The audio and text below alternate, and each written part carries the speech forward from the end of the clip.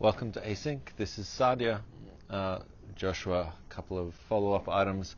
You mentioned you've been trying to use an iPhone as an e-reader. I could never get used to reading off of a screen like that. Have you seen the new color Kindle though? That looks kind of cool. They're not out in Australia yet, but I reckon I'd be kind of keen to pick that up, even though like all you're getting really is like what color highlights and covers, but I don't know, something about the e-ink screen is pretty cool. We talked about this just a little while ago, right? With the new tablets. Oh, what are they called? You know the ones that I mean. Uh, I'm into e-ink. I think it's interesting is that like there's a lot of tech that's anti-tech. Do you know what I mean? Let's come back to that later. Also, hearing aid mode on AirPods. Very cool. I don't think it's coming to Australia, at least for a bit, because it's like a health feature and they take some time to get overseas, but I'm keen to try it. I want to know how well does it work with conversational awareness.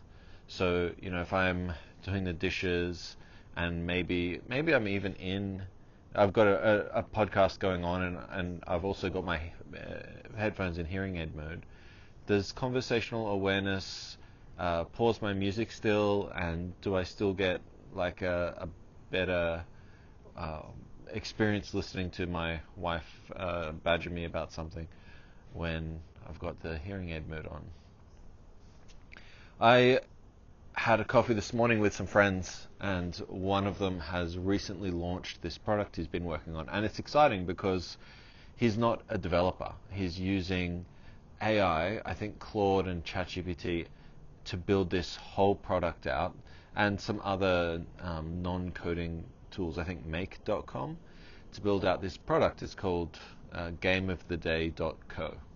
Basically, he is using various different APIs and stitching together in like a visual tool the basketball scores of the day, and then sending them off to ChatGPT with some prompt that he's designed and is continuing to refine to give each one a score, like a grade system A, B, C, D, and then he'll send that to you in an email every day. And that's a cool idea. I think it's really exciting that we're at a stage where these new ideas and products can be built, or at least prototyped.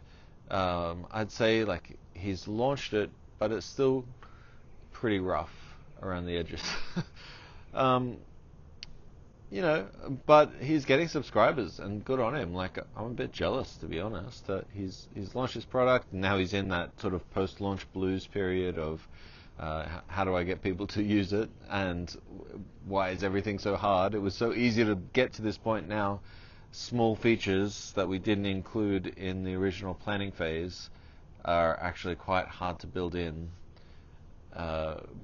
because that's why we put them off, because that's going to be too hard, we'll do it later. Now we've got to do all the hard parts. Anyway, if you're into basketball, I'm not sure if you are, then gameoftheday.co, and I think he's launching for NFL, like the Gridiron American football one, soon. He tells me, much to my chagrin, that apparently NFL is starting to take off in Australia a little bit, at least amongst my demographic, which, I celebrate cricket being more popular in the United States. Maybe it's only fair that you guys can have a little bit of influence over here too. Alright. When I think about this podcast, Joshua, and the audience for this podcast, I've had a few different ideas. Early on, I was thinking maybe it's people around our age who are going through similar things. But what I've recently started thinking about is more Gen Zers, and people who are maybe a bit younger than us in tech, people who were where we were 10 years ago, maybe even like that. I could describe that as the peak of my career, like people who, now is better in a lot of ways, don't get me wrong. I'd much rather be where I am now. But I don't know, I looked up to a lot of people who were in that Gen X generation, and got a lot of advice and reading and various different things like that. I wonder if that Gen Z generation who are now mid-tech career can maybe be part of the people who I'm thinking about when we're creating this content. And one of the trends that I've noticed a lot, and I don't know if it's like a general trend in tech or if it's a trend with people our age in tech, is that people are really trying to get less tech in their lives.